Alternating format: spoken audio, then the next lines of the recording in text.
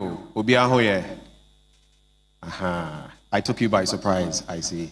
It is Ghana month, and you can see me reflecting it. But yes, we'll speak some of the English. Good morning to all of you. Thank you for joining us here at the EcoBank headquarters as we bring you the Joy News Youth Bridge Foundation National Dialogue on Cybersecurity. And as most of you are aware, the theme: strengthening cybersecurity protocols, safeguarding citizens' vulnerability. It's going to be a very interesting conversation that we're going to be having here, even as we host our very respected guests who have graciously joined us.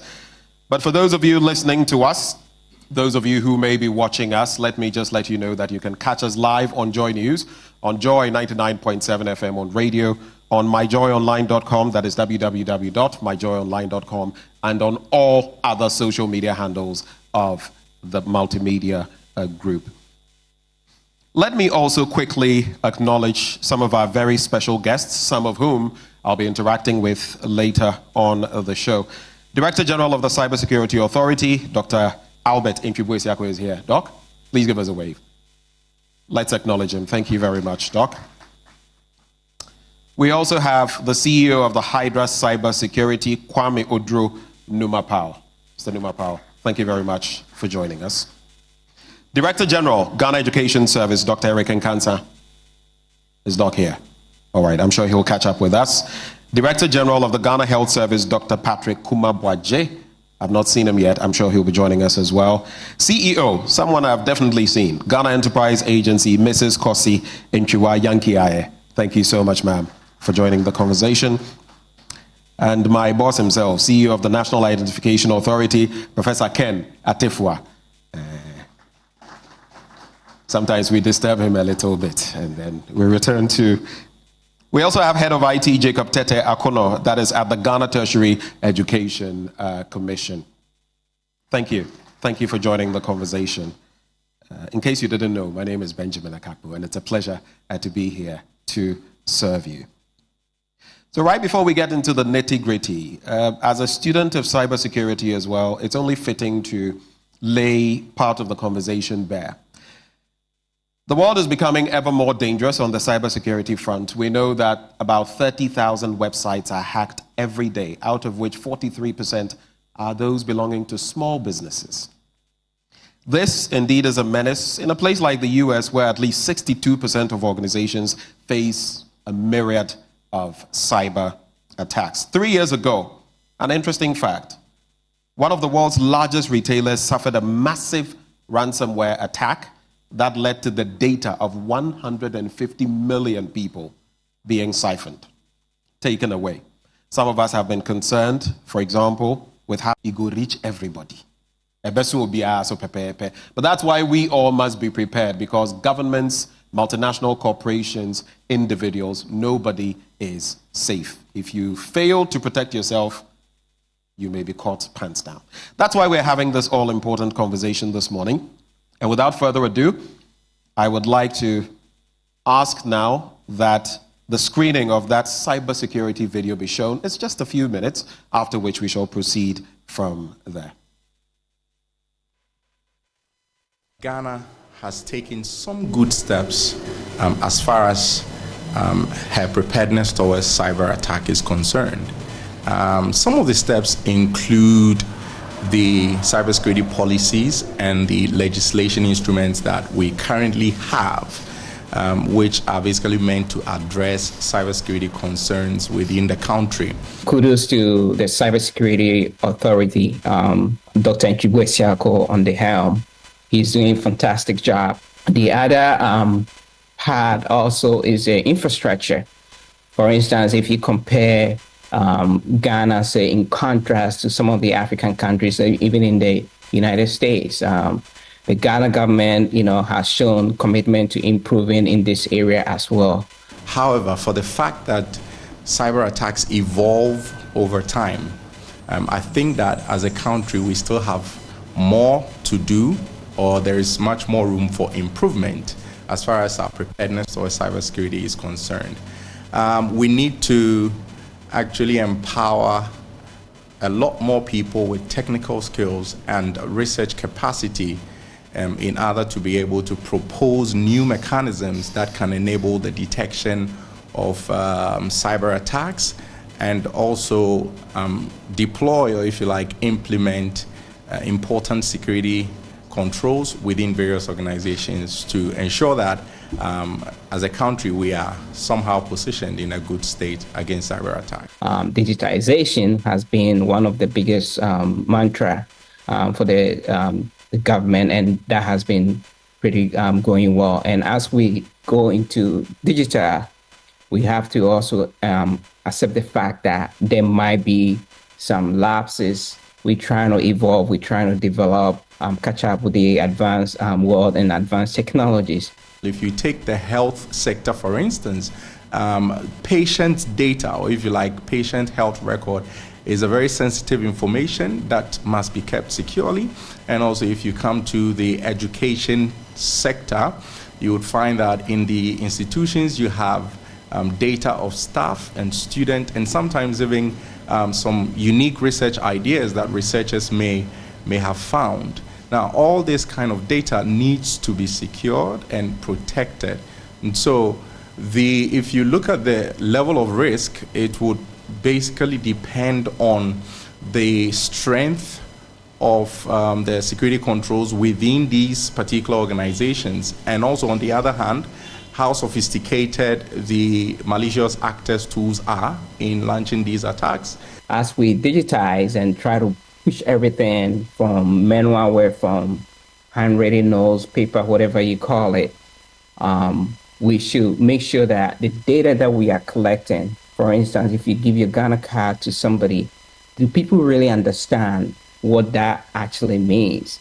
So like if you have a passport, for instance, you protect that book, that document with everything. If you lose it, you really want to do anything in your power to make sure that you get it back. So that information that is in that little book that you hold in the form of a passport, think of it like now you put in that same information in the hands of wherever it's being stored, whether it's your digital footprints, your social media accounts, your logins, your date of birth, your other identity, personal information that you might have. That all forms part of the whole data that we talk about that is being collected when you're applying for a job, when you're buying something. Now, the question comes to in the health sector, who actually manages this data? Who is actually protecting them? How are they being stored? Are they encrypted, or they are just being collected and they left as it is, and anybody can get access to it? The vulnerability of the citizen will vary widely. I mean, that will depend, for instance, on the level of knowledge of the citizen about cybersecurity issues. Number two, it will also depend on the behavior of the citizen on the internet. Okay, so if I go to the internet and I expose my data or my sensitive information, of course I make myself extremely vulnerable. So the behavior of the citizen on the internet counts, and then also the last thing is maybe from a national point of view, how our national institutions are securing, or if you like, protecting the data of the citizen. Okay, so the vulnerability of the citizen, I believe, depend on these three important factors. It could be very devastating because you're talking about health here. So for instance, if you go to the hospital and your data is breached, or somebody gets a hold of your data, they can modify your prescription, for instance, and then you can get the wrong medication being provided to you.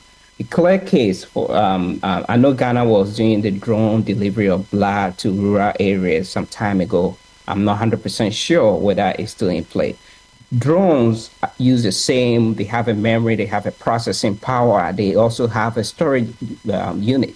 That's the same concept when it comes to any computer that an attacker will be able to utilize to launch the attacks.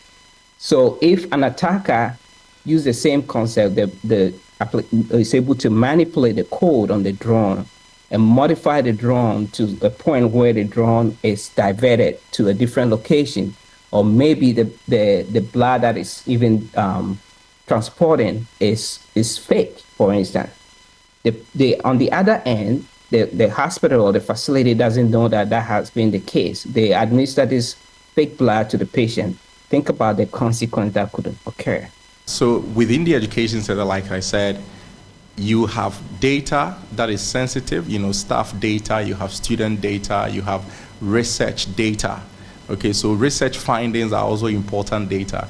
So you are concerned with how to ensure that these kinds of information is rightly secured with the proper network controls. Now, if you also come to this education sector, for instance, in Kenya University, we have a very big network system, and students, staff, researchers are all connected over this network. An attacker being successful to intrude or penetrate into this network system may be able to steal valuable data or have access to students' data, credentials, and so on, which can be used for many other negative things. The other application that you can think of, even in the US here, is being thought of. So you have bad guys, they come and cause mayhem where they sort of launch massive attack. People are injured. You try to go to the blood bank to be able to administer blood, but then because these hospital equipment, surgery equipments, everything is going digital right now. They modify the blood bank refrigerators and then tweak the temperatures to the point where there's no blood. The blood is bad. So people are injured. They go to the hospital. You won't be able to administer blood to them. Think of another scenario where you're on the surgical bed. Surgery is being done on you, and an attacker is able to breach the hospital the equipment. And then in the midst of the surgery, nothing is working. Everything stops working. That's death right there. So there could be really serious consequences as a result. So we need to really tighten some of the screws. We have to ensure strict enforcement of data protection policies, or if you like, legislations. To a very high extent, the citizen must be aware of how their data is protected and how their data is used. This is very, very important. Also, we must be very intentional. I mean, I must say that if you want to look at the successful approach to our efforts towards cybersecurity progress, I think it must be a multi-stakeholder approach.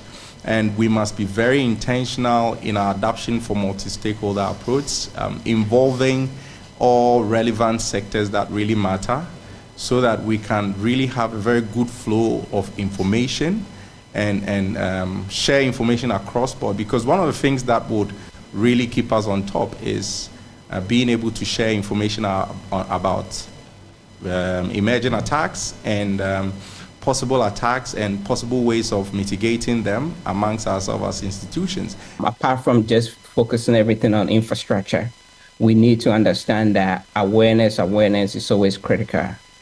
As a company, you can spend so much building your firewalls, putting the right technological tools in place, servers, policies that you can enact. But it only takes one person to allow the bad guy to get in. And because they don't have the awareness or the training that is necessary for them not to click on that. And that is it. I love the way, the note on which it ended, because if you follow cybersecurity, you will know that you are as strong as your weakest link. And so if you have a link in the chain that is weak, it weakens the entire unit. And that is what we look out for in cyber security. You're still live with us on Joy 99.7 FM and Joy News. This is the Joy News Youth Bridge Foundation National Dialogue on Cybersecurity. We're also live on myjoyonline.com. For those of you who are now connecting, spread the word. Let's all stay secure. Now, having followed that video and the contents thereof, let me quickly acknowledge those who have collaborated with us to make this event a possibility, starting with our partners, Youth Bridge Foundation. They have collaborated with us to make this possible.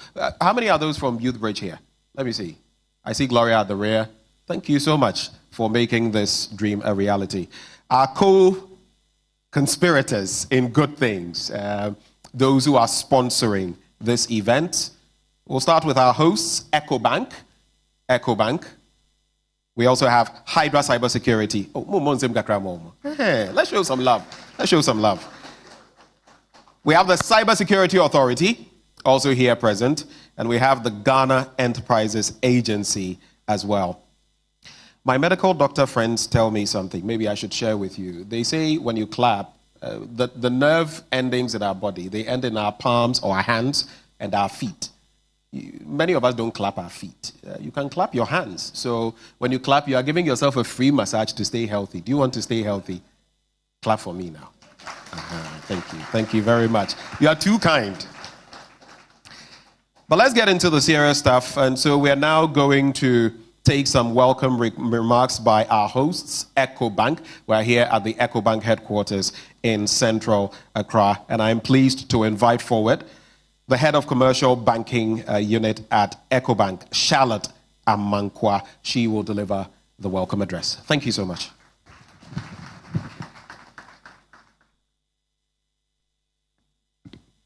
Thank you very much. Good morning again, and a warm welcome to you.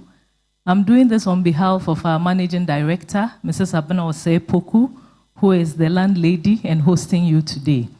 She sends her deepest apologies because of another engagement. So I'll read her speech. The leadership of Youth Bridge Foundation and the Multimedia Group, distinguished guests, our friends from the media, ladies and gentlemen, all protocol observed. I wish to welcome you all to EcoBank Ghana, and particularly to this event, the National Dialogue on Cybersecurity, organized by the Youth Bridge Foundation and the Multimedia Group. I'm also glad to know that both organizations are very good customers of EcoBank Ghana, and I take this opportunity to thank you both for your patronage over the years. Let me say here that we at EcoBank are very elated to be associated with this program for two reasons. One is because of the chosen sectors, health, education, and small business. And two, the subject for the dialogue, cybersecurity. Working with small businesses in education and health and many other sectors, which are critical to national development, are two of the key pillars for the bank's corporate social responsibility, CSR, activities, as well as important business segments within our commercial banking portfolio. We therefore usually provide financial support for these sectors on the business front and also channel resources annually to promote these sectors, particularly in vulnerable communities around the country by way of CSR. The issue of cybersecurity, on the other hand, has been one of serious interest to EcoBank ever since we introduced digital and online banking to our customers. As you may already know, bank customers continue to embrace the use of technology by patronizing various cashless modes of transaction, such as debit and credit cards, mobile apps, internet banking, USSD banking, etc. For EcoBank, more than 80% of our consumer banking transactions are done remotely. It is therefore imperative for us to ensure that the required cybersecurity safeguards are in place to protect the privacy of our customers and to also protect their banking data. We therefore continue to invest time and other resources into finding ways to protect our customers 24/7. We will persistently do this with the aim of building credibility and trust in the eyes of our customers and to keep their digital and online transactions safe and secure always. Ladies and gentlemen, the issue of cybersecurity safeguard remains a priority to us as we work against the obnoxious attacks of hackers who often keep surveillance online with the aim of taking advantage of unsuspecting bank customers who transact online. We intensify customer education, and we work to protect the devices used by our customers, such as smartphones, laptops, tablets, and so on, and the banking services that they patronize on these devices. We equally usually work to reduce the risk of cyber attacks and protect against the unauthorized exploitation of our systems, networks, and technologies, thereby making it safer for customers to use our online and digital products. Part of our customer education is to make a pledge to customers that EcoBank will never share links on any subject matter for them to click, and they should remain alert never to click on any link shared with them by anyone purporting to be representing EcoBank. We are very hopeful that this event will help create further awareness and keep the average Ghanaian informed about cybersecurity threats, whether in banking, education, health, or any other aspect of small business. Being mindful of the benefits that digitalization brings to the transformation of people, institutions, and nations, vis-à-vis the associated risks over the past couple of years, I simply want to conclude by saying that this dialogue could not have happened at a better time than this. I have no doubt whatsoever that the panelists will do justice to the subject matter and leave all participants, including those joining remotely, well informed. We thank you for your kind attention and wish you fruitful deliberations. Welcome.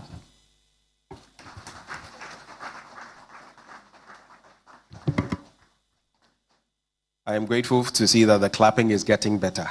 Kakra kakra will get there.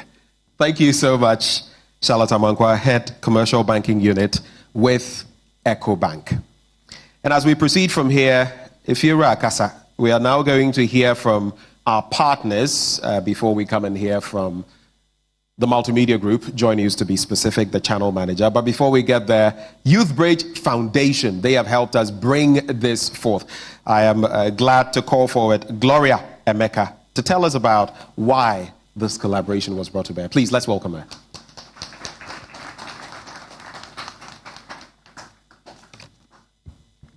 Thank you, Ben. And good morning, distinguished guests, once again, and panelists and audience and our viewers.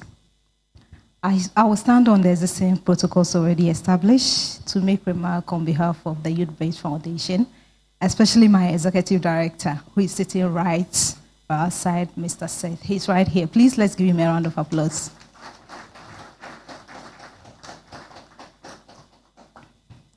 We are gathered here today to discuss an important issue that has ramification on our daily lives. In August last year, the Youth Bridge Foundation convened young people from different parts of Africa.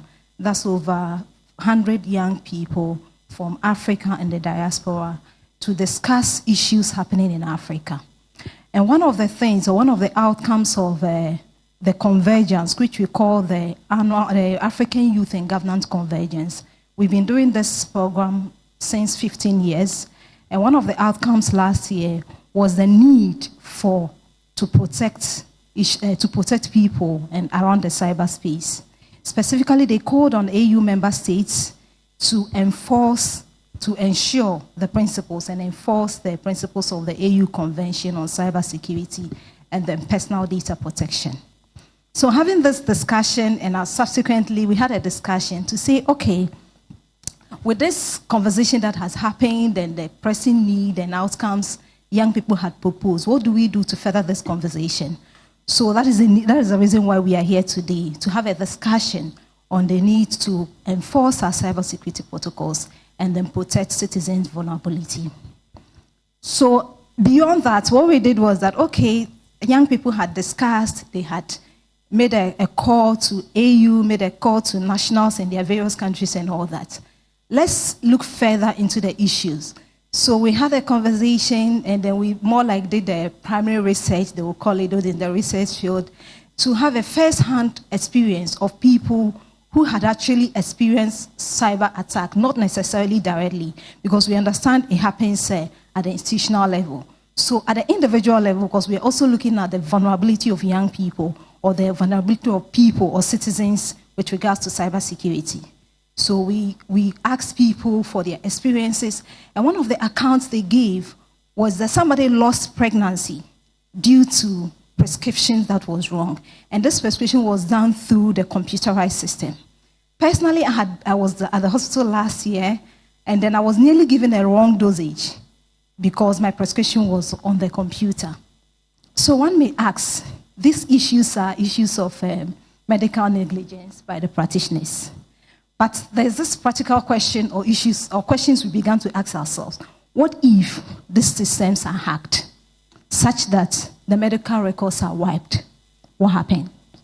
Or the system is exposed to some malware which goes on to alter individuals' prescription. This is very possible, and it's reflected in what Kwame, the CEO of Hydra Cybersecurity, said in the video.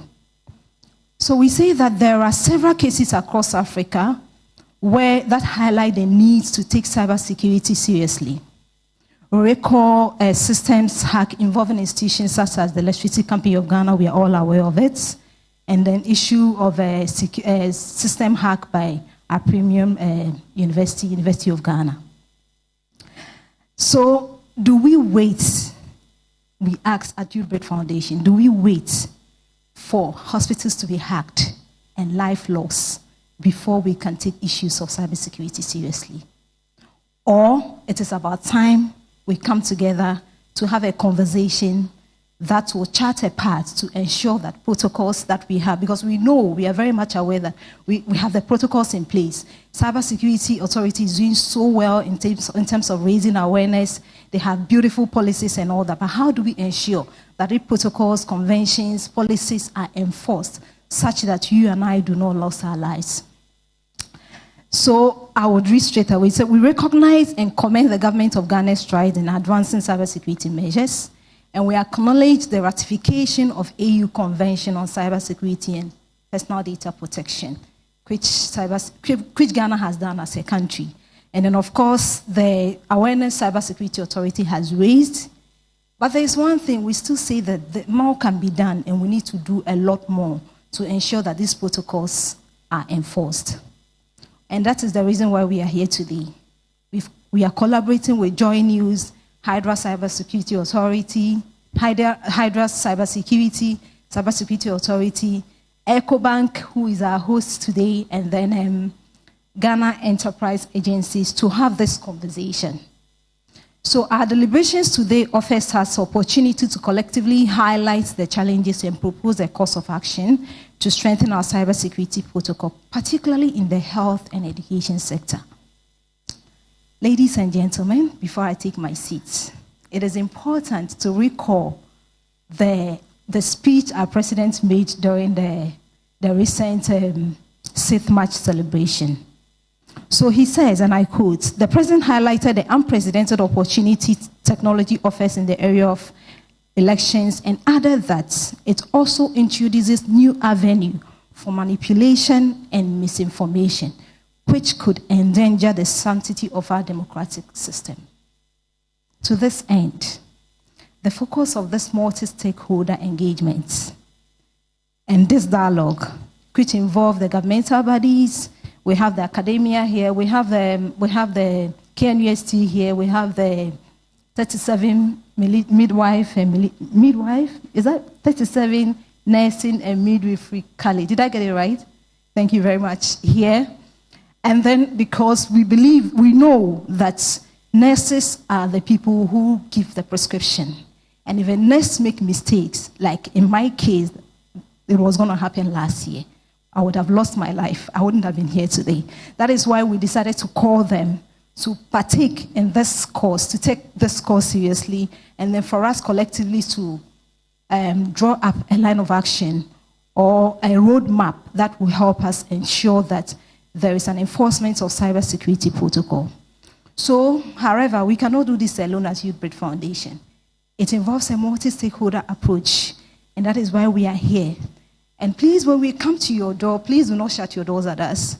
Open it widely, because cybersecurity is not an individual affair. It involves all of us, and it involves people's lives. Thank you very much.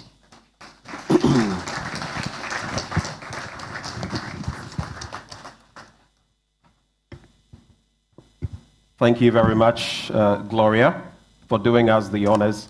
One quick takeaway. She mentioned the hospital incident and sometimes concerns about, hey, NAMI data, medical data, you know how private it is. What if someone were to hack into it and see all those things and everything else that follows from there?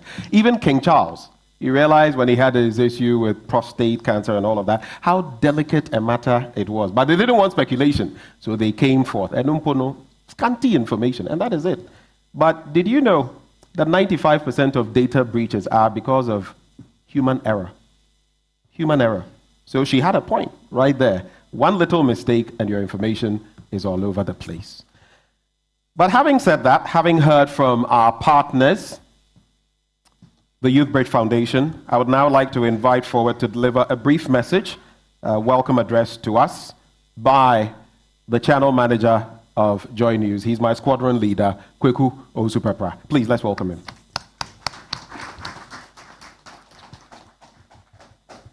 Good morning. It's important that we do this.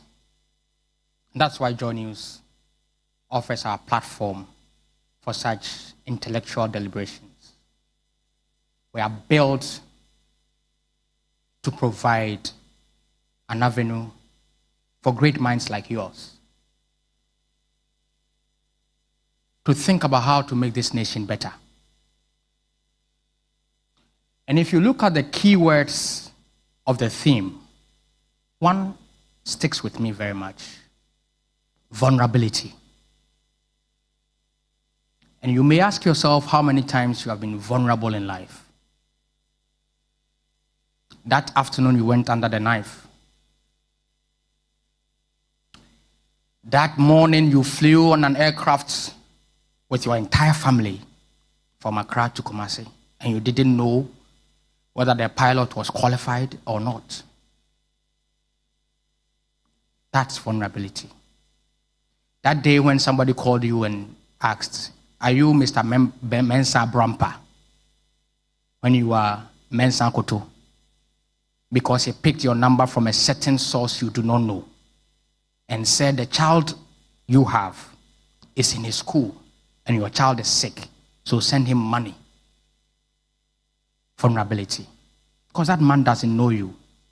He's some boy sitting under some tree with the privilege of a phone and access to voice call, and how he got your number, you don't know. Vulnerability.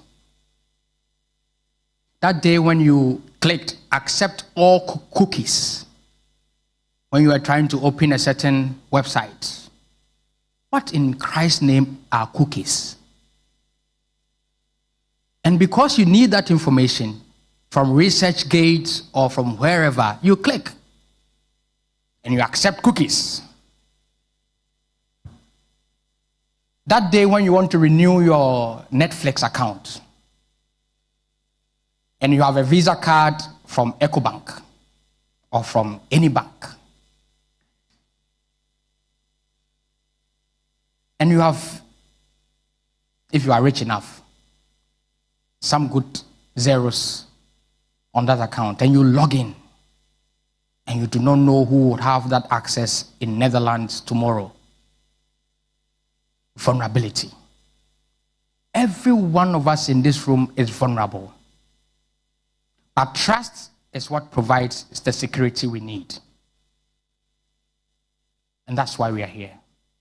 To build those strong synergies that deepens our trust for each other. To safeguard what we hold dear and true to our lives. That's why we are here. So let every moment count. Let every thought that is shared be valued. And let the aggregate of our strong minds ensure that we come to a point where we build a strong, resilient, cyber-secure society where you can go to sleep knowing that your data, when you wrote your name on that document, is well protected. Because we have to be each other's keeper. Joy News, we are your independent, fearless, and credible media platform. And in this aggregate of minds, we want to assure you that we'll continue to deliver that kind of partnerships, synergies, and a continuous movement towards building a great society where everybody feels safe, whether in the cyberspace or as we coexist in the physical space. Thank you very much. Thank you very much, Kweku Owusu Pepra, Channel Manager, Joy News. That's my boss right there. So you're still here, those of you watching us live on Joy News, those of you listening to us on Radio Joy 99.7 FM. You can also catch us on myjoyonline.com and on all other social media handles. This is the Joy News Youth Bridge Foundation National Dialogue on Cybersecurity. It's my concern, it's your concern, it's the world's concern. But how do we protect ourselves? We're making some strides, but what is the way forward? How do we strengthen our resolve on the back of Act 1038 of 2020? Having listened to most of our speakers, there seems to be a certain line that is being drawn. Protect yourself or get devastated. Which is why now I am going to invite forward to deliver some remarks the people at the very helm of affairs when it comes to our protection, the protection of the citizenry. But before I do so, one more acknowledgement of the Youth Bridge Foundation helping us, partnering us to help bring you this. EcoBank, Hydra Cybersecurity Authority, and the Ghana Enterprises Agency, all are sponsors as well. I would now like to respectfully invite forward to talk to us about the Cybersecurity Authority, the state of cybersecurity infrastructure policy and protocols adherence here in Ghana. It is none other than, and let me just get the title correct. I don't like saying things that are not. Director General of the Cybersecurity Authority, Dr. Albert Intwi Buesiako. Please, let's welcome him.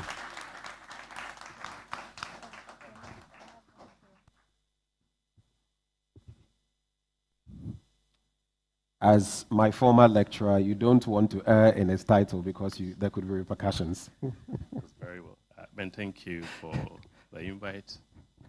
Prof, Madam, everyone else here, we thank you on behalf of the board of the Cybersecurity Authority, management and staff for the invitation extended to us to take part of this dialogue. I think I've been hearing some positive comment regarding the work that the authority is doing. And I wish to put on record that I think the Republic is fortunate to have a team of about 100 people who are leading this process. Somebody mentioned my name, I'm only a figurehead. As a matter of fact, my colleagues are those who are doing the work. But if you also look critically into the Act 1038, there is a structure, a body called the Joint Cybersecurity Committee, representing relevant agencies in this space who work closely with us. The civil society itself has been an instrumental partner in this development. You've been in this space for a number of years, and I think you have contributed to this process. It is not just CSA. Of course, there is always first among equals. Leadership is required in every field of endeavor. The authority is just leading, but we lead in collectively with other institutions, both within the public space, but also in the private sector. But I acknowledge the experiences of co-panelists who will be joining the discussion. And I think, most importantly, to the two partners, the Youth Bridge Madam Gloria, you visited in person. You came with a colleague from Joy News, and we are quite happy that we have institutions in the non-governmental space who are also championing the state of our cybersecurity development. I think per our mandate, I'm only to provide a certain context, and then all of us can share our experiences, especially with respect to how we move forward to develop our country. It is true that within the last few years, the Republic has taken bold steps to improve its state of cybersecurity. I think most of you can reference the ITU Global Cybersecurity Index. Beginning in the middle of 2017, Ghana's readiness, as measured along some parameters, legal, organizational measures, capacity building, international cooperation, and other elements, our rating was 32.6%.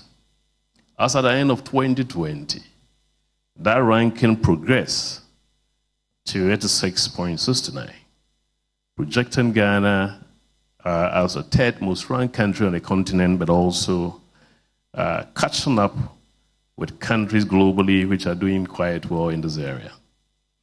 I think this has been achieved collectively by all of us. But let's look at the state of our environment. I think we need not to possibly elaborate too much in terms of the state of digitalization across the various sectors. If you take the government sector, a number of initiatives championed by His Excellency the Vice President, and I'm happy Prof. Atifa is here, but the Momo interoperability infrastructure, the Ghana Gov infrastructure, and also talking about the health sector. Just a few weeks ago, the Ministry of Communications and Digitalization is completing the project connecting the various health facilities within the country. So that sector is also highly being digitized through the support from the World Bank. And I'm happy that the health sector has been brought into the space. Private sector, I think the fintech ecosystem and the statistics demonstrate that Ghana is now leading this particular area. But as far as, frankly, when you take the digital ecosystem, either within the fintech, internet penetration, cybersecurity development, I think these are the areas Ghana is really operating within the top 3 or the top 4 maximum. So I think collectively, and it's not just government, of course, I have the thinking that the government is certainly the enabler. A government ought to put the policy in place.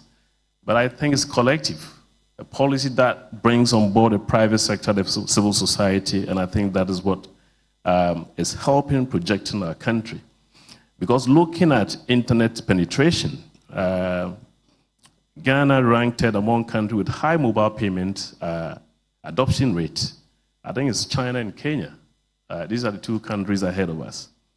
Then looking at internet penetration, we are somewhere around 70%, representing 24 million internet users. Again, we are also placed somewhere in the middle, in the 4th position. Algeria, Egypt, and Cape Verde are leading as far as the penetration is concerned. All these developments certainly present some challenges and a threat that we need to work together to address.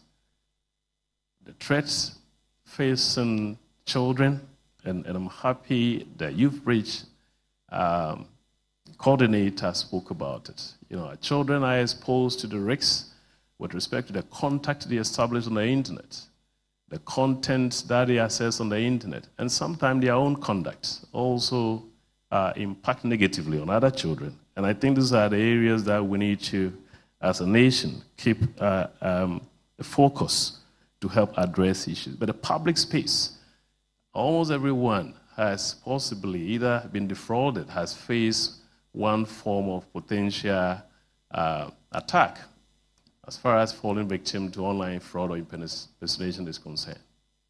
I think there is a growing cyber insecurity in the public space as far as our utilization of social media is concerned. Whilst our Citizens are looking for opportunities for job, employment, business opportunities.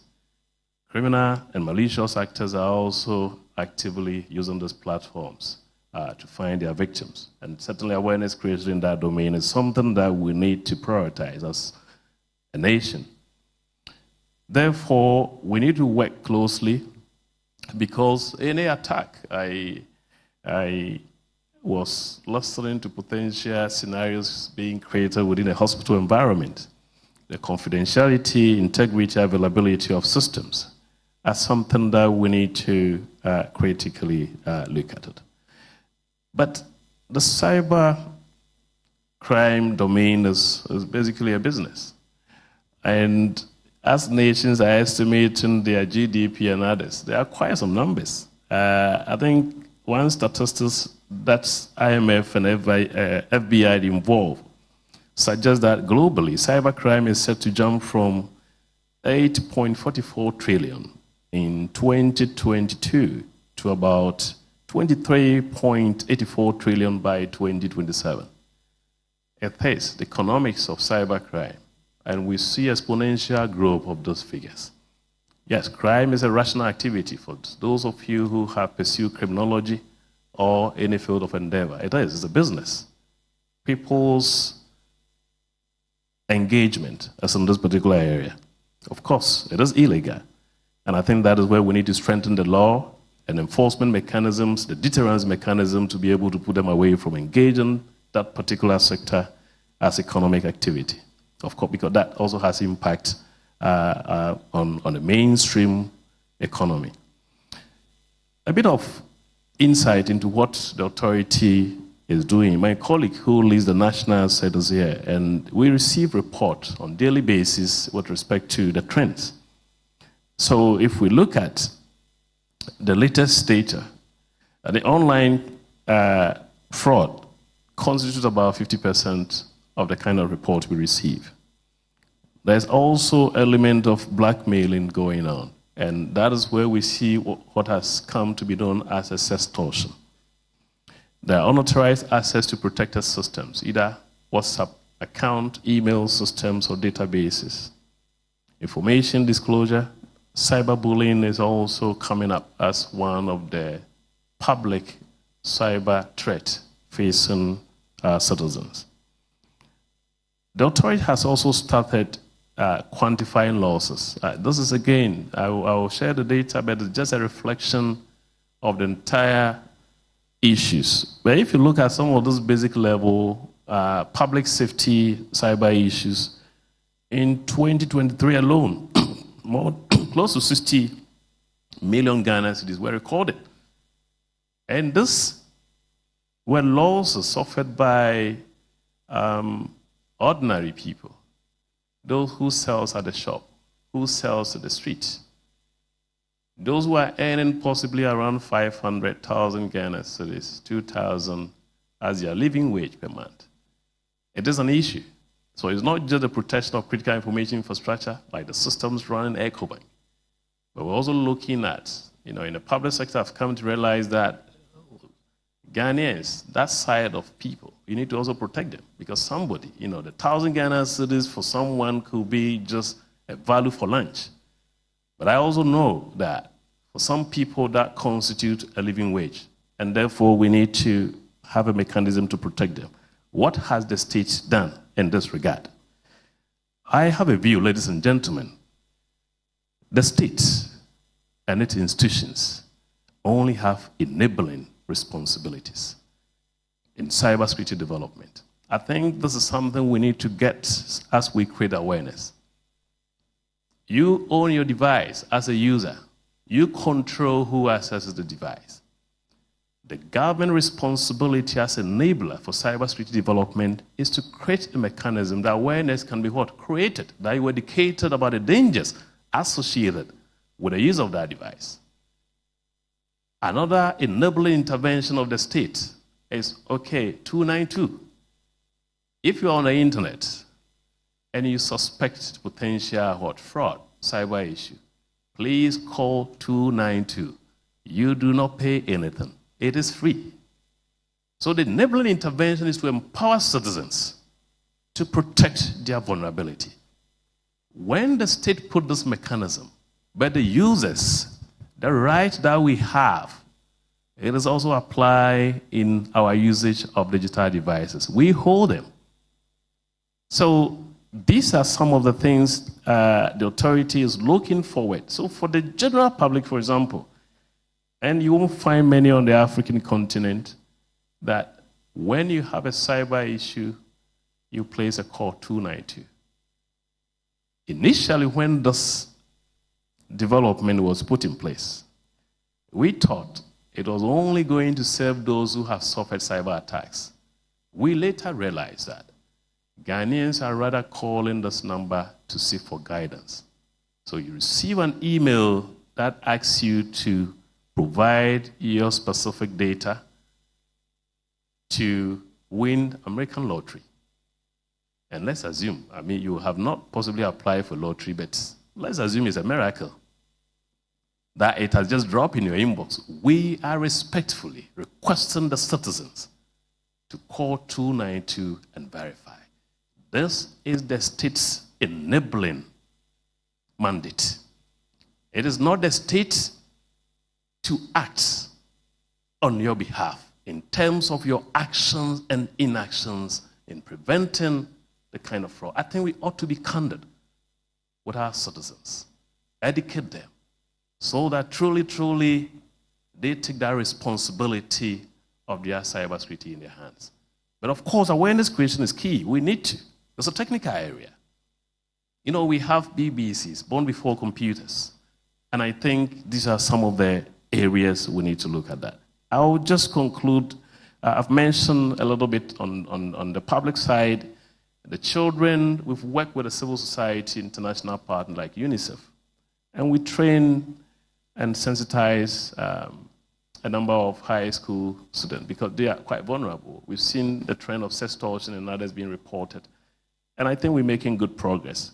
But the last point I would like to raise here, because I've been alerted about the time by Ben, is Ghana from the business side and industry development, because I've seen a lot of industry representative here. You may have been following about the licensing and accreditation of cybersecurity operators in the country. It has been a success. As I speak, a total of over 1,439 institutions and individuals have reached out to the authority to seek for licenses and accreditation. Out of it, we have close to about 200 being cybersecurity service providers. Then we also have more than 1,000 cybersecurity professionals. Ghana is the second country in the world, only to Singapore, to have developed these industry development protocols. It's very important. I want to say this and thank the industry, because this is industry-driven.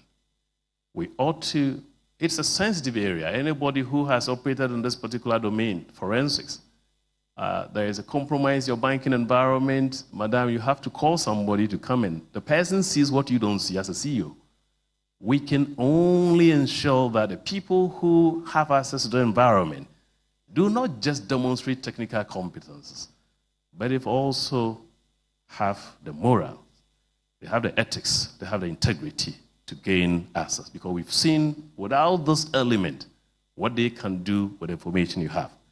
I think I want to thank the industry for embracing this, and Ghana is being an example in this area. We have done our best as a small team, but the journey has just begun. There are a lot of gaps. We have a population of more than 30 million. Ask the authority, how many people have you reached out to them? We haven't. But I think there are concrete steps. And I would like to challenge all of you. We have a collective responsibility as businesses, as government, as individuals of the Republic to work together to protect and secure and also promote a culture of cybersecurity among our citizens. Joy and Youth Bridge, we thank you for the partnership, and we look forward to be working with you and all of you who are supporting the authority to deliver this critical mandate. We're grateful for the representation. God bless. Thank you very much. Director General of the Cybersecurity Authority, Dr. Albert Entwi-Buesiako. And since you're already here with us, I would just encourage you that you take the first seat at the rear, and we'll take the panel discussion from there.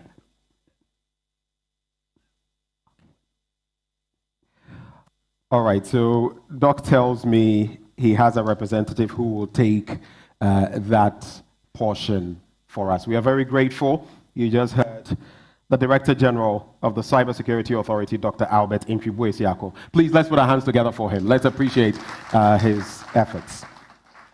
So before we get into the panel discussion, you know, an interesting joke came to mind. It said that this IT firm put out a vacancy for someone to resolve some of their cybersecurity problems.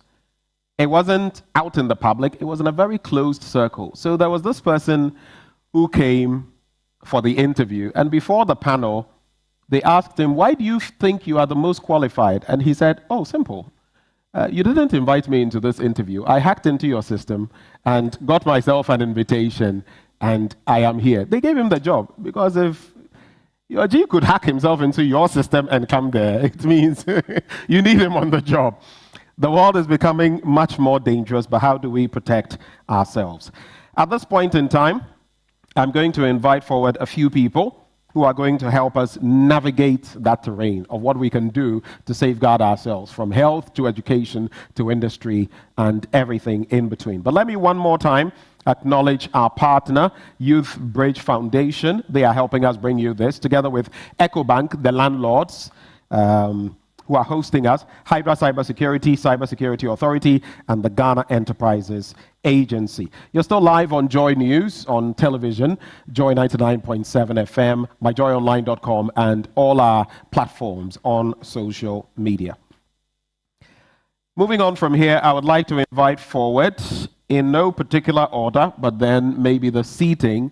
When I invite you, you start from that end till we get to this end, respectfully. So I would like to start with the representative of, okay, so let me start with the CEO, Hydra Cybersecurity, Kwame Oduro Numapao. Do we have Mr. Numapao here? Okay, yeah, there he is. Please. Please start from the far end. We also have, so from the National Identification Authority, Professor Ken Atefa. Please, let's do it for him. Let's do it for Prof. Thank you very much. Then from GTech, we have joining the conversation their head of IT, that is Jacob Tete Akono. Thank you very much, sir. Then from the Ghana Enterprise Agency, the CEO, Mrs. Kosi Enchiwa Yankee Aye. I'm always careful when I'm mentioning her name. You don't want to miss anything in there. And then we have a representative from the Cybersecurity Authority. I would call on you at the right time to introduce yourself. He will be stepping in for the Director General of the Cybersecurity Authority, Dr. Albert Entwi-Buesiako. Okay, so it appears we have a full house. The CSA is represented, NIA, Hydra Cyber Authority, GTech, and the Ghana Enterprises Agency. All right, so we shall proceed from right here.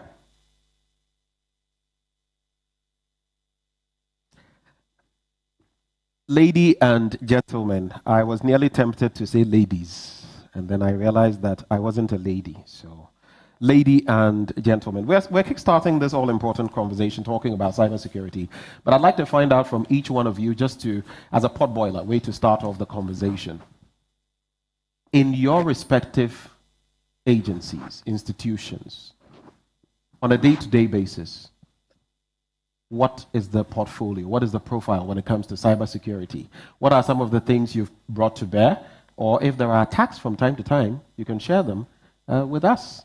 And I'll start from where else? Cybersecurity Authority. Please, shall we know? Sure. Please introduce yourself. Good morning. My name is Stephen Kujo-Seshi.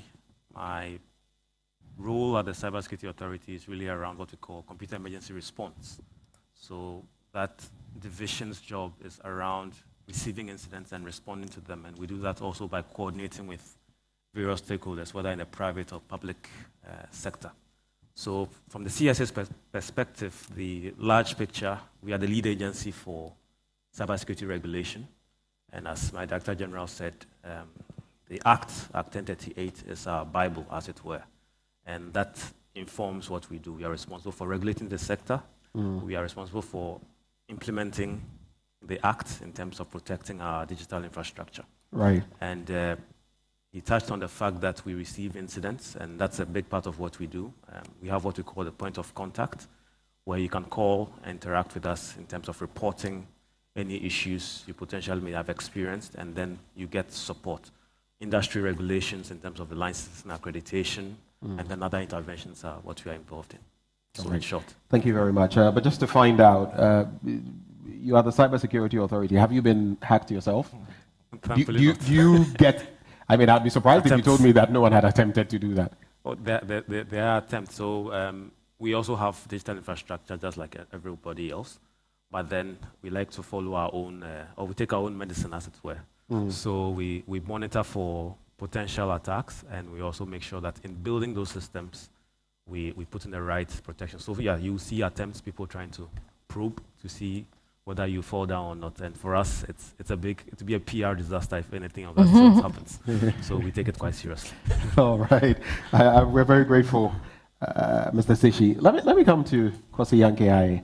For you, I mean, in this space, you deal with enterprises and all of that, but you also have to keep your eye on the ball when it comes to your cyber safety. How do you deal with that on a day-to-day basis? So we, in the past few years, one of the things we've really done is to try to use technology to build a database to support the MSMEs across the nation. So over the past few years, as I mentioned, we have various programs that we've used technology to build regional and district data. One of the things we haven't done so well in is really looking at the cybersecurity angle of things, because most of the times you don't think you will be a victim of it. Like you rightly said, there are those who have been and those who will be at some point. And most often than not, you don't really think that you're one of the people who will be impacted by it. But as much as possible, we have an IT department that really looks at what is happening within the IT space, what is happening with our systems to ensure that things are working and are on point so that we are not vulnerable to some of the challenges that happen. So I'm sure people have tried. As I sit here, I don't have the data or the numbers on that, but currently we are in a good place. You're in a good place. It's good to know you're in a good place. We don't want any other situation. Let me come to Mr. Tete Akono.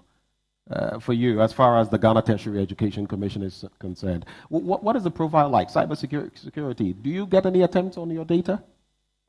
Thank you very much, Stephen. The name is Benjamin. Benjamin. Please go ahead.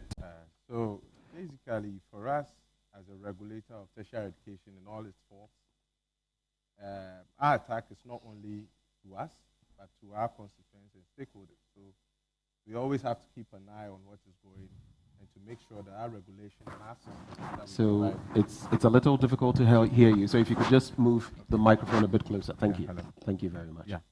So our regulation is with the sector in regulating tertiary education in all its forms. So that means that we are responsible for the various tertiary education institutions, and therefore their problem is our problem. Right. And therefore we monitor and make sure that everything that goes on there is safe.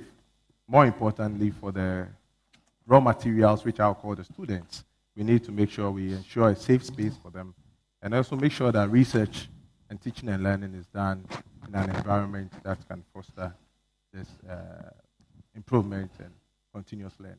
Thank you. So Right. that's what I'll say. Right. Prof. Hatifa, as for you, I'm sure yours is a hotbed. I'm sure every day there are attempts, because for you, you hold the data. It's close to your chest. How do you deal with this on a daily basis?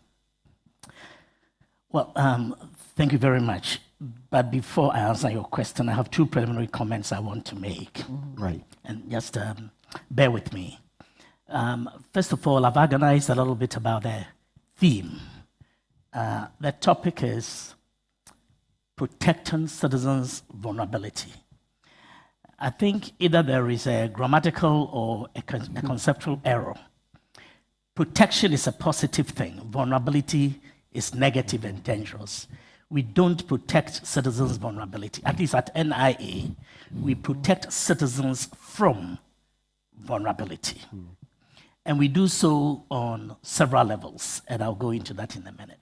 My second comment is in partial response to a statement by one of the gentlemen in the video that was screened earlier. Right. A comment about how we in Ghana are trying to catch up with the technology in the advanced Western world. It is actually the other way around. This is a local partnership between NIA and Identity Management Systems Limited that has produced the most, or at minimum, one of the most advanced technological systems for building identification and verification systems. We are perhaps second only to Estonia, but not any of the countries that we contemplate when we think of the developed Euro-American societies have anything like what we have. They rather come to us wanting to know how we have done it. We have done an extremely wonderful job. It is unequaled, unparalleled. But because it is Ghana, perhaps it is not as appreciated as it ought to be. But I thought that this is an important platform to make the first correction and also to share the second information. And I hope you pardon the digression. I thank you for that. Right, that's fine. The question, how do we do it in terms of protecting ourselves from the massive vulnerabilities that are out there? I indicated that we have a partnership with Identity Management Systems Limited. It's a majority-owned Ghanaian company, a leader in their IT industry. And together with our staff at the National Identification Authority, we built a system that has all the usuals: effective firewall protection, processes for recruiting that ensures staff recruitment, even at the beginning end, that ensures scrutiny and security vetting, so that the very personnel are subject to that. We have strong access control mechanisms in terms of accessing the facility itself, the buildings, and even our offices in the regional and district offices, mostly housed in municipal and district assemblies, where they are under lock and key. We have the usual physical security measures, police protection, private security, and all of that. But technically speaking, as advanced as you can have it anywhere in the world, we have it at the NIA, at our data center. And the data kept in the servers are also kept under lock and key in cabinets that are very secure. The data center itself is protected. It is on a floor that is intrusion protected. You cannot drive a vehicle into it. You cannot fly an aircraft and bomb it. You cannot use a regular bomb to get access to that building. That is how secure, that is how seriously we have taken the protection of our data. But I'm also here with Mr. Ruben Tete, who is our data center manager, a technical person. And if and when the technical responses or questions get tough for me, I have a bailout from Mr. Tete. Thank you, sir. You will not need to get out of that Very well. cell. But I have a quick follow-up for you. So Yes, you made mention of the storage of information. We're talking cybersecurity here. And you also made mention of the data center. Is it located here in Ghana? Yes, yes. It's located right here in Accra, in the NI headquarters. But we also have backup systems. We have a backup system at a separate secret location. We have a disaster recovery site. A disaster recovery site that is also away from Accra, just in case there's an earthquake or a violent attack, that we are also secure and protected, because the data we keep at the disaster recovery site is instantly duplicated. I mean, when it is produced here, it is mirrored at the site and kept secure. So we don't have anything to worry about in that regard.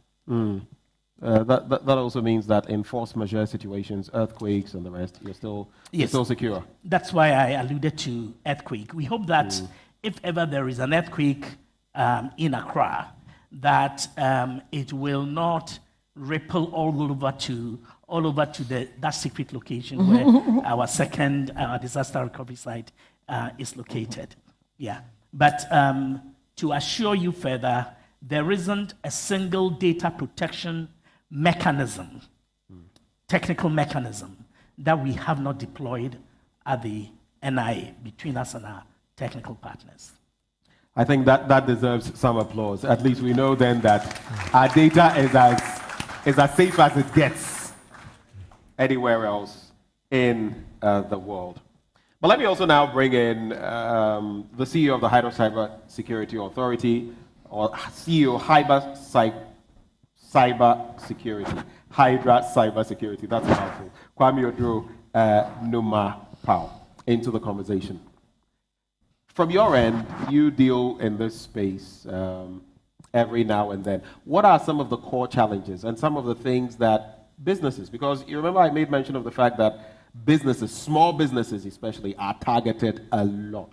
What are some of the oversights that occur which day to day become challenges in the cybersecurity space?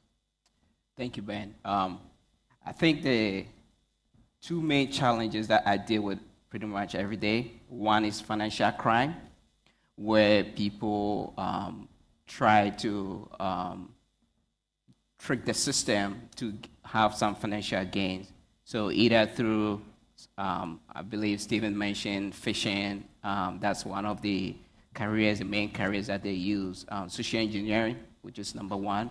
The other is the identity theft, which Doc here, that's his area. So identity theft, especially where usually people that you are close to are able to have a ton of data about you. They know so much about you, so they can just place a phone call and be able to convince the other party to disclose certain type of information that they are not supposed to.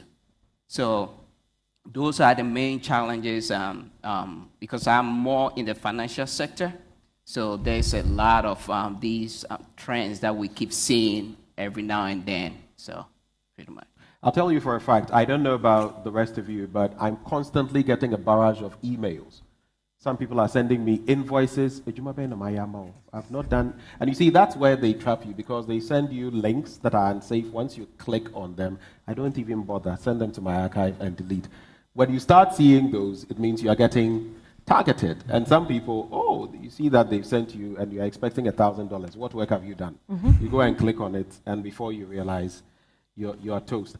I've also, just to top up on the point you made, recently, I've forgotten which country, but a major bank had millions of dollars siphoned from an account because AI and deepfake were deployed to the point where even a board meeting was staged using artificial intelligence and deepfake. And this cashier, who had gone through all the processes, then had an interaction live with these people in a sequenced board meeting, and they gave the clearance. And she went ahead, cleared the funds, only to realize, no, those were not real people. I know of technology across the world now where you can check whether the person on the other line is not a robot, because they are checking for pulse and all of that. So technology has evolved, and Prof will say we shouldn't cut up, but I think in some areas we are still going to have to catch up from there. But I'll start with you again, Mr. Numapau. In terms of health and education especially, the digitization, which then leads to digitalization of those sectors, have they led to new challenges that we have to deal with? For example, the Ghana card, you have to use it. There may be challenges if you're using the health insurance card. Data, there may be challenges. What are those challenges?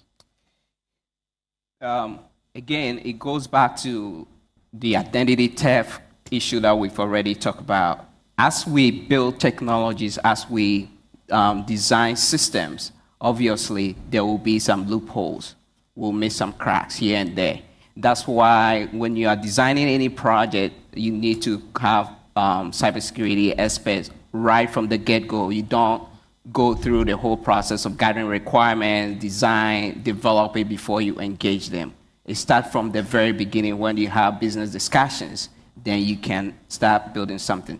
But the more we create these systems, the more we also open ourselves to more vulnerabilities, more attacks that might be coming through. So for instance, right now I can pull my smartphone and I can see I have close to 100 devices connected to my home. These are all entry points for an attacker to get in. Before we went into the smart technology business and all that, for instance, your car never have to run on the internet. It doesn't need internet too, so you are safe there. But now we want convenience lifestyle. You sit on your bed, grab your phone, order pizza, have it delivered to your door. Now we're exposing ourselves, so many windows opening, so many opportunities for the bad guys to get in. And that's why as we develop, we need to still tighten some of these screws. Right. And I just might add at this point how many of us are exposing ourselves on very innocuous platforms, social media. For some people, you can tell what food they've eaten, where they've been, practically everything about them, because everything they do is posted. Instagram, Twitter, Facebook, and they're also watching. And one of the most basic ones, which may not necessarily be cyber, is when, let's say, you buy that new gadget and you put it in your trash and it's outside. The robbers pass and they see that, this person has a new 55-inch TV, and they come for you. All of those are in there. But in terms of, Prof, in terms of the data you transmit to all of these different entities, agencies, you've already started on that trajectory. How exactly do you ensure that as it leaves your pool and the banks and other entities are using them, it is safe through every step of the chain? First, thank you very much. Let me even brag a little bit there. The NIA has placed on its identity verification platform all the 25 universal banks in this country, all the 250 something rural banks, all 16 fintechs, and hundreds of private entities that are using data from NIA. That has been going on since about January 2022 at least. We've done over 120 million verifications, and there has not been a single hitch or failure. It's a testament to the robust and rigorous system that we have established. Number two, we have been transmitting data to and integrating data with the National Security and the Social Security and National Insurance Trust, the National Health Insurance Authority, the Driver and Vehicle Licensing Authority, Ghana Revenue Authority, and a host of other statutory institutions or bodies. And there's not been a single hitch. There's not been a breach of our security procedures. And as I said in summary, it is because all the technical protections that will ensure that the citizen, the vulnerable citizen, is not rendered even more vulnerable or is not badly done by, are put in place. So, for example, we have a two-factor authentication access control mechanism, a provision where our enrollment officers themselves are required to use their Ghana card to gain access to our own system, so we can track and trace who registered who forever, who entered what data in it. And beyond that, they must also use their fingerprint to gain access to the enrollment application. There are many other things we do at that front end. But at the back end, in terms of data in transit, we ensure that there is first network segmentation. By this, I mean that we encrypt the data both at rest and in motion, at rest and in transit, in order to protect it from unauthorized access or interception. We have also firewalls and intrusion detection and prevention systems or mechanisms.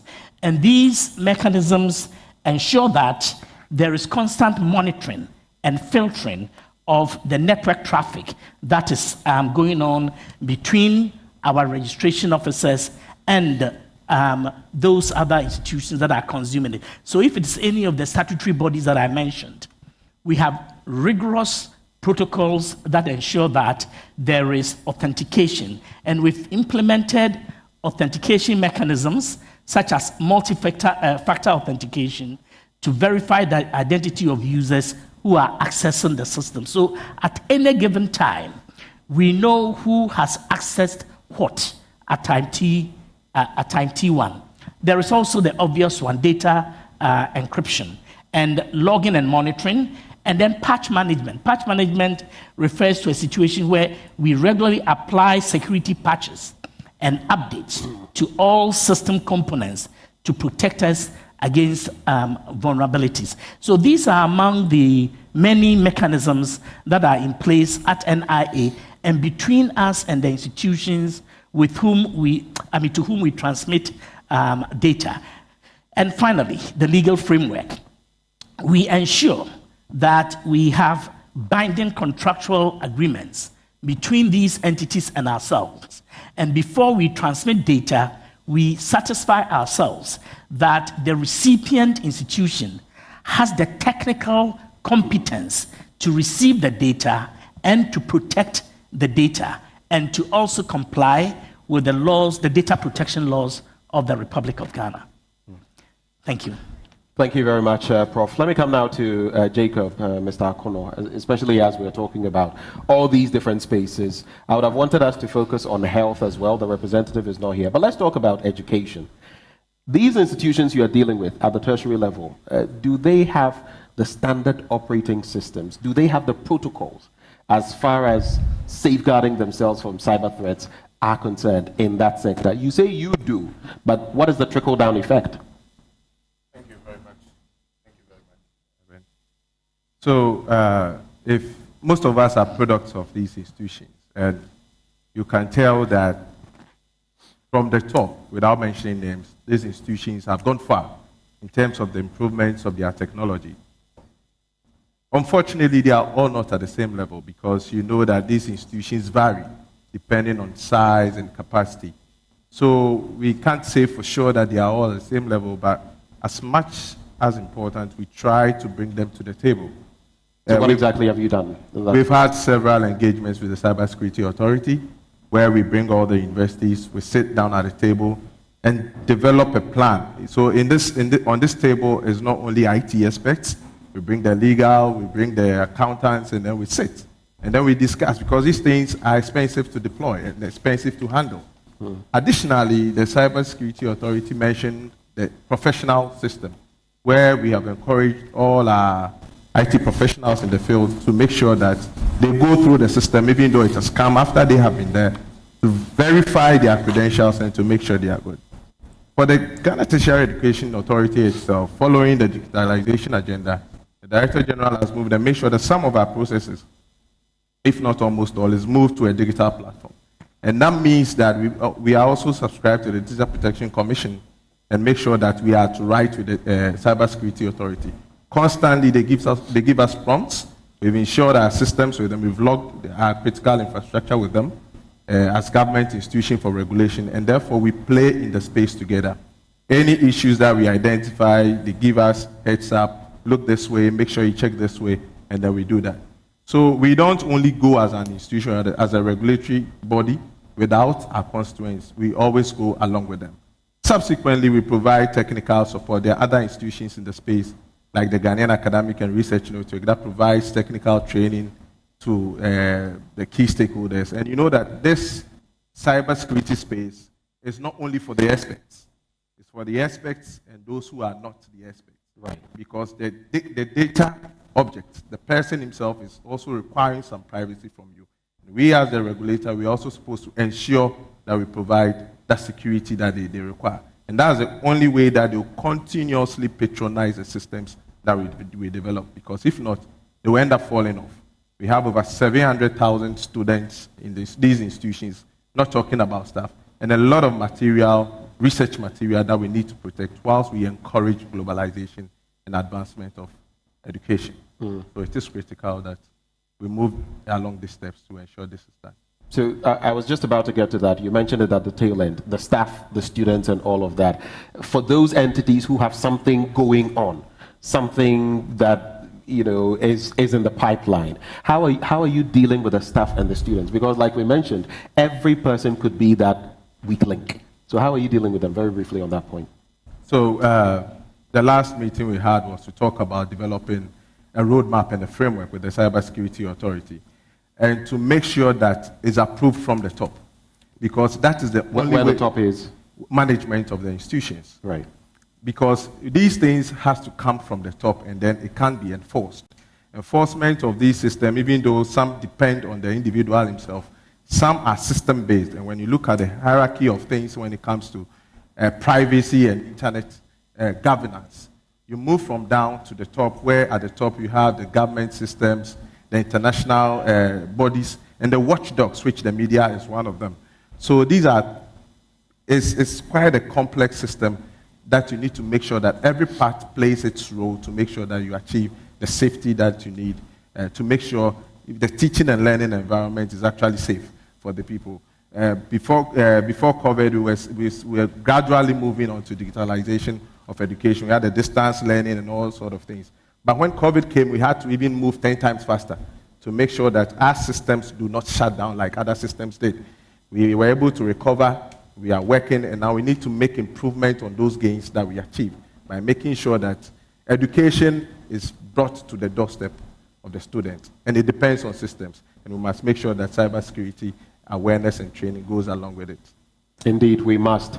In case you just joined the conversation, we're having that all-important discourse. It's the Joy News Youth Bridge Foundation National Dialogue on Cybersecurity, and we're talking about how to safeguard citizens, protect them from what the vulnerabilities out there are. Let me come to you, Kosi. So, as an agency, you have your own measures to protect you. But how about the businesses, the enterprises you deal with on a day-to-day basis? They are exposed, and their exposure could also be your exposure in a way. What is the story?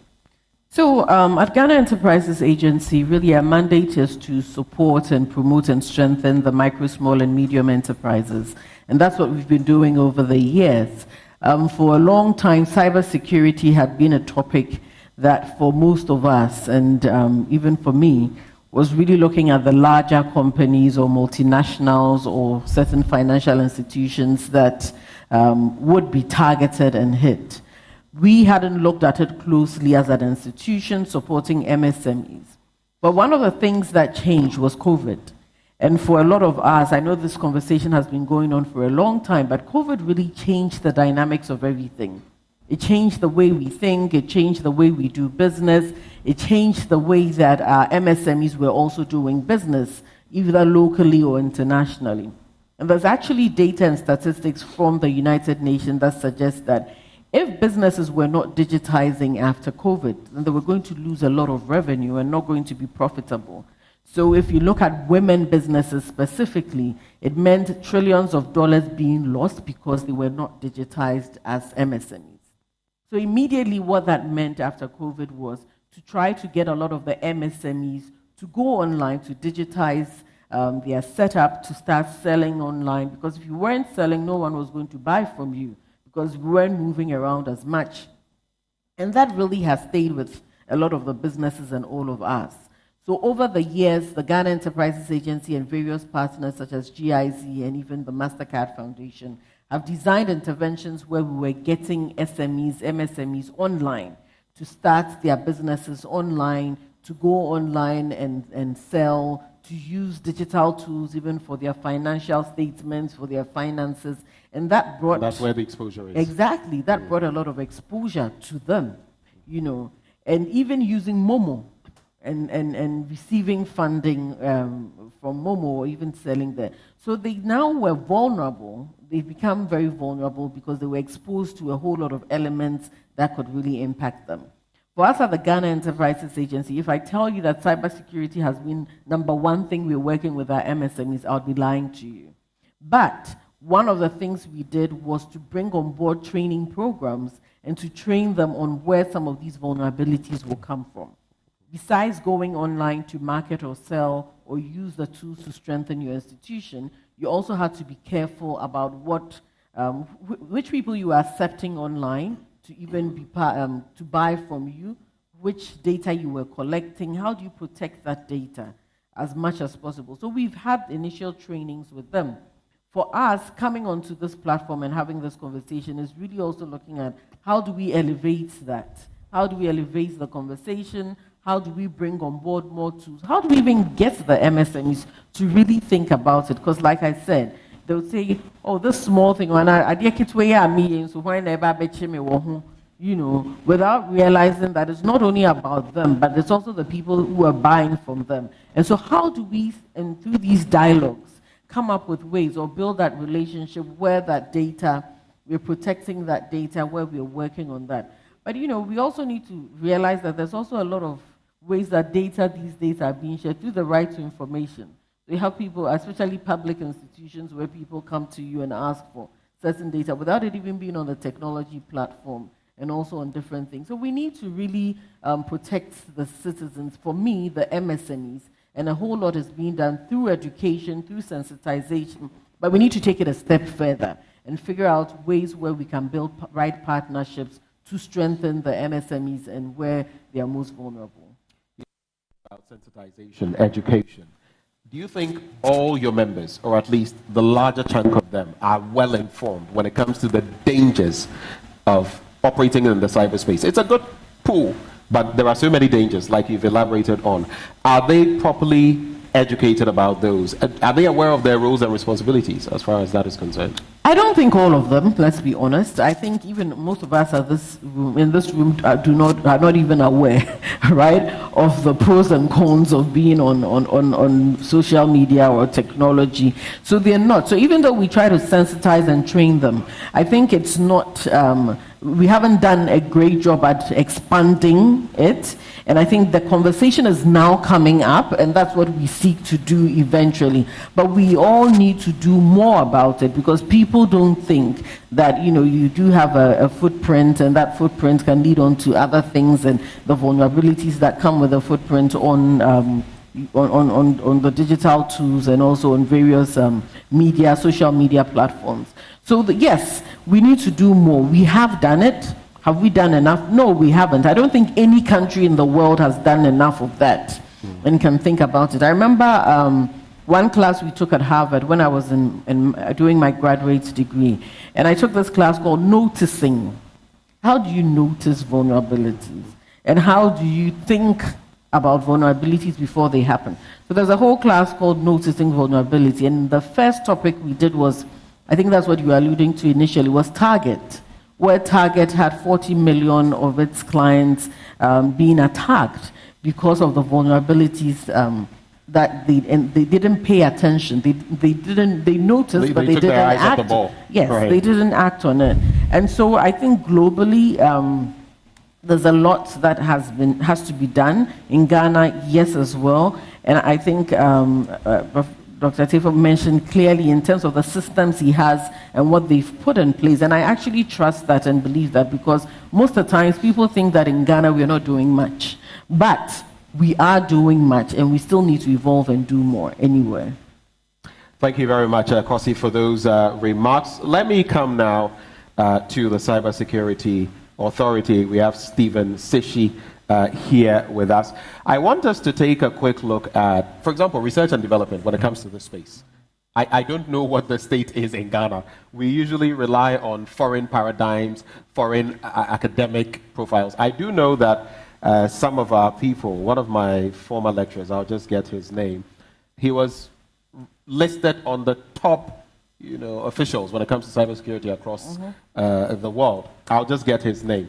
But beyond that, when it comes to R&D and dealing with local paradigms rather than foreign ones, how have we fared? Okay, so I'll say that's a developing area. And in the Act, there are provisions for that form of collaboration. Act 1038. Act 1038, there are provisions for that. But yes, it's a developing area. The Act is huge. There are a lot of sections to it. But the provisions we have there, which we have started working on, is really around the engagement with the educational institutions. So for example, when you talk about the development of curriculum that is taught in the universities, what are we teaching? Are they abreast with what's happening in the industry? So that's where the authority comes in. Again, if you look at it also from the perspective of people that are actually even doing research in their area, they are doing their PhD or their masters, and they need data. So we spoke about our point of contact collecting real data. So that's Ghanaian data. It's not something we have imported from anywhere. So the authority is able to support with such research projects, even help you to select a topic that is relevant to our jurisdiction, as it were. So that's how we have it. But going to the future, that interaction or those collaborations are going to be strengthened further. There are opportunities where there would be a proper R&D function within the authority to help these kind of initiatives. What then would you say, as far as your work is concerned, we can also look at the licensing processes as far as Ghanaian institutions or organizations are concerned. What are the risks? How are you enabling them, the GTECs and the others? How are you helping them? Okay. So I can start from one of the key elements within the Act, which talks about critical information infrastructure. So basically, critical information infrastructure, or CII for short, refers to any infrastructure whose distraction or disruption would result in a national security problem or a disruption to a socio-economic state of the people, right? So we have 13 sectors that the Act has identified, and among them is what we have. We have health, we have education. Now, that structure means there's a specific focus on what those sectors do in terms of how they secure themselves, how do they build their infrastructure, how do they protect it. So I'm happy NIA they are among the advanced entities that are following that. But then we are trying to drive it into all those 13 sectors. And one of the initial things we've done is to develop what we call a directive, a CII directive. Basically, that document contains baseline best practices that would assure that at least from a certain point, you've got good protection. For example, the fact that you identify that cybersecurity is a topic that you need to take care of, so it must be a policy thing. Your organization must identify it and create a policy around it. That policy is not just a paper you write and put somewhere, but should be something that is signed up to by the senior leadership of that organization. Now, that policy will then drive other activities. So, for example, we should have a senior officer responsible for making sure that these recommendations are in place. Okay, we have systems. Do we make sure that they are kept up to date? Are we carrying out risk assessments from time to time to ascertain whether we have exposures in certain areas and take proactive action? Do we even do, if you are involved in creating software, for example, the code that you've created for the Ghanaian environment, are you able to put that code somewhere? We call it an escrow. So if something happens to the guy who built the software for you and you need to improve the software or to recover, you have access to it. So the directive helps to sort of align all these stakeholders into that. Now, if you build on top of the CII mechanism, we also are looking at it from the point of incident handling. If something happens at a major teaching hospital, are we able to pick up that incident and help them to recover? And are we able to then pick out lessons that can be propagated to other health institutions? Not a recurrence of that same situation. It's not a recurrence. Or can you even tell other sectors? Because some attacks cut across. I think over the weekend we were learning about the US someone attacked an entity that looks after their health records, analytics, they call the United Health Group. Now, the attack was that severe that now payments in hospitals, so if assuming you took your insurance card, you couldn't pay, your records were in a mess, so they shut it down. And the losses were, when they computed, for some entities, was like $100 million a day. That's how bad it was. Wow. Now, transpose that to Ghana. Let's say in theory something happens between NIA and maybe some entities or within the banks. That's a complete shutdown of the ecosystem. So it's really important for us to take such things into account, handling incidents. And so what we've done is, in some of these sectors, health, telecoms, banking and finance, we also have what we call incident response teams. So these guys look after that sector.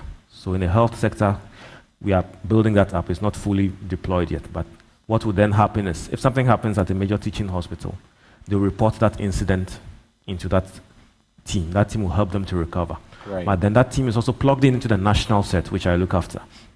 And the mandate there is to make sure that we coordinate the response and then make sure that the dissemination in terms of information, what happened here, what was exploited to make the attack possible.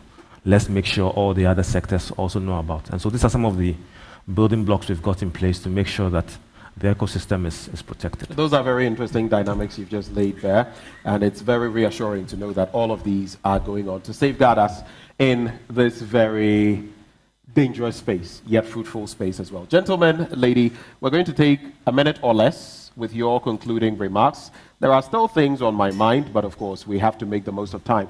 Let me also let those of you here gathered know that we'll be coming to you for Q&A. If you have any questions, any suggestions, any comments, we'll be coming to you right after that, briefly. I'll start from you, Mr. Numapal. Remarks. Thank you. Thank you, Ben. I think I would like to segue a little bit to some of the previous discussions that went on. I know Doctor has been bragging about the kind of system that they've put in place. And I always say, if you have a door and you have multiple locks on it, it makes it very difficult or frustrating for an attacker to break into. If you have one lock, it makes it easier. No lock, then opportunity is available to the attacker. So based on the things that he said, I already know that for me to get into their system, I need a Ghana card. That's half of the work done for me. And then there's also the two-factor part, which two-factor has been broken into multiple times. So the point being, no system out there is unbreachable. Any system that you build out there, if the guy wants to get in, they can get in. You just have to, like you're doing the good, fantastic job you're doing, keep doing it, keep building that resiliency enforcement that you have in place. And I'm so happy at the end of this discussion, if you want to write a good contract, have a good rules of engagement, I'll be tested out for you to make sure that it's unbreachable. All right. Thank you very much, Mr. Numapal. Professor Tifa. Yeah, thank you very much. A couple of comments on that. As a criminologist, I know firsthand, all too well, the vulnerability factors when it comes to intrusion. There have been several, and I mean several, not many. In Ghana, people use the word several to mean many. But I mean several. There have been several attempts at intrusion, and they have been unsuccessful. The fact that we have multiple facets of engagement with all these umpteen numbers of institutions since 2020 is a remarkable testimony to the resilience we've built and the dependability of the system. And I don't want that to be overstated, but it should not be understated either. Right. Second, we are not under any illusion that any system can be intruded, as it were, or compromised. But so far, it's been good. And those who have had the opportunity to vigorously test it have come to the conclusion that this is a first-class system. Second comment I want to make. We need to briefly on that, Prof, for the sake of time. So briefly on that. We need to deepen citizen education about the Ghana card itself. When you lose your Ghana card, you must report it to the police. It's like losing a passport. The essence of that is to ensure that appropriate action is taken very quickly to protect you and the card and prevent it from a user. Right. We also revoke the card. Immediately we become aware, so it cannot be used. And finally, constant recourse to biometric verification is what we ought to do, not visual or ocular inspection. A major bank in this country lost 162,000 Ghana cedis because it relied on ocular inspection of someone they knew too well, familiarity. And when a lookalike went there, they could not tell the difference. They did ocular inspection and then doled out the money to the person, and they had to pay through their teeth. Now, most of them are doing biometric verification. Right. That is why you are no longer hearing your Ghana card is no good. Okay. Go back to NIA. It is because they are doing verification, and we need to biometric, and we need to encourage that. Thank you, Prof. Mr. Kono? Thank you. Very briefly. Yeah, Very briefly. So for us as education regulation, we want to make sure we walk the line. We make sure we work with the enforcers and the regulators in the space, and make sure that we don't stifle innovation and research, because that is what education thrives on. Secondly, for mind continuous learners, want to make sure that everything that we do online, we are sure of what we are doing, and we are aware, because the boundaries between the traditional education space has been blurred by technology. Your faculty didn't have your contact numbers, but now they do because of technology. So let's be aware, avoid harassment and all forms of violence on technology-based. Thank you. Thank you very much, Mr. Kono. Kosi? I just want to say that these conversations and dialogues are very important. And for us sitting here and listening about cybersecurity and the dangers and the threats of it, I think as institutions and also the MSMEs that we seek to support, we need to find more and better ways to engage them and more and better ways to educate and sensitize them more on the work that is happening. So as MSMEs move more into the digital space, how best do we protect them? And it's a major takeaway. And how do we find stronger partnerships with the Cybersecurity Authority, with other parties here, and design interventions that would actually get the message to the last person on the ground? And it's important that we see and pay attention to this. But we also have to be careful in this conversation, because I think that people get confused sometimes in what cybersecurity is, or a mistake that is made on a computer.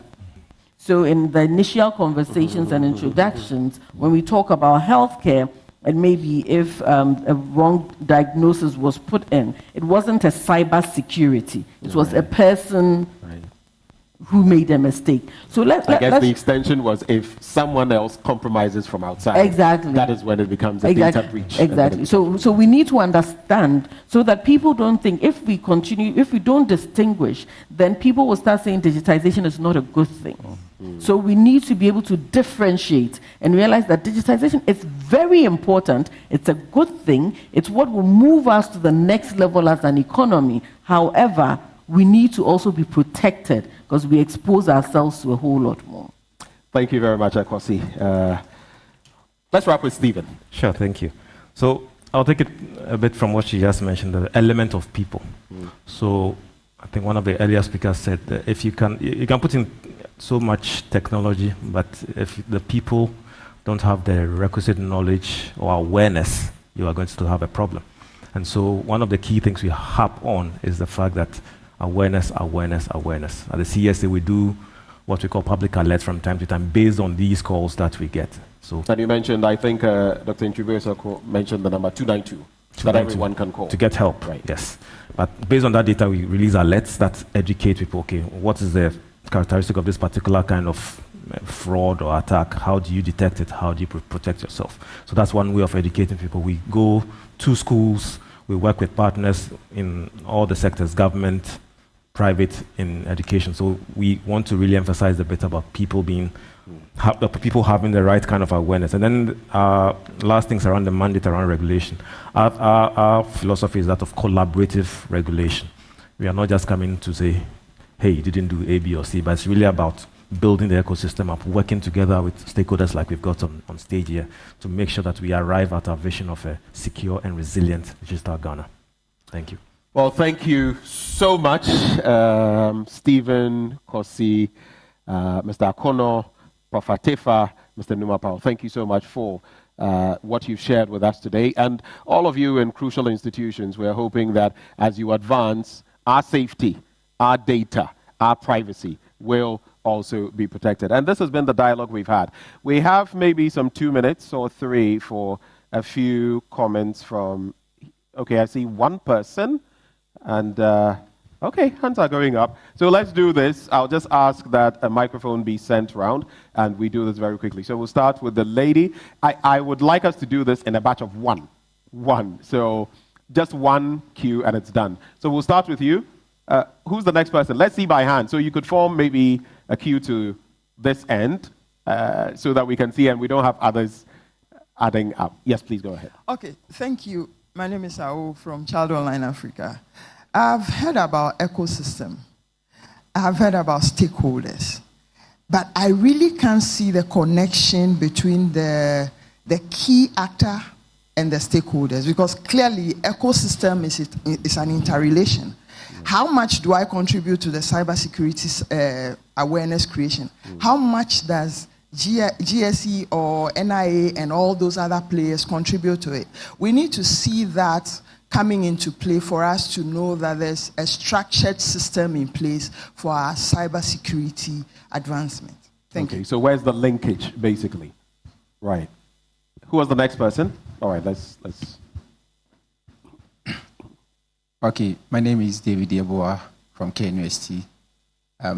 Practically, I wanted to ask, with all these conversations, what are the means or what are the things they implementing for our younger ones to understand what cybersecurity is? Because most of them are the ones, growing up to pick up from us.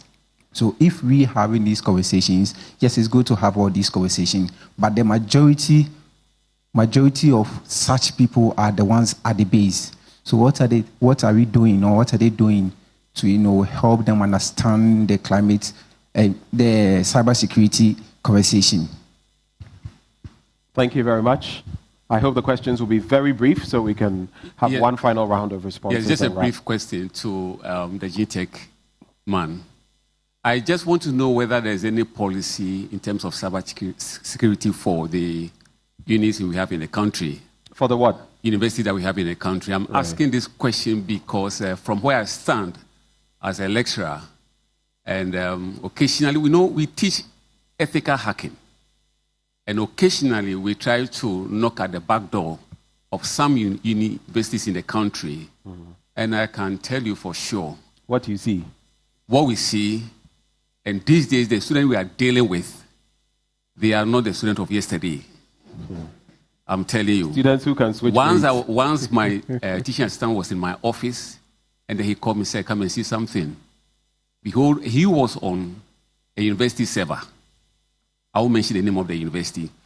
So you can have students going onto the university servers or hacking into the system and even manipulating their academic records. Right. A student will not go for lectures or come out with first class. I don't know whether you have any policy, and if you have, are you ensuring that the university adhere to these policies? Thank you very much. Next person. And that'll be the final person.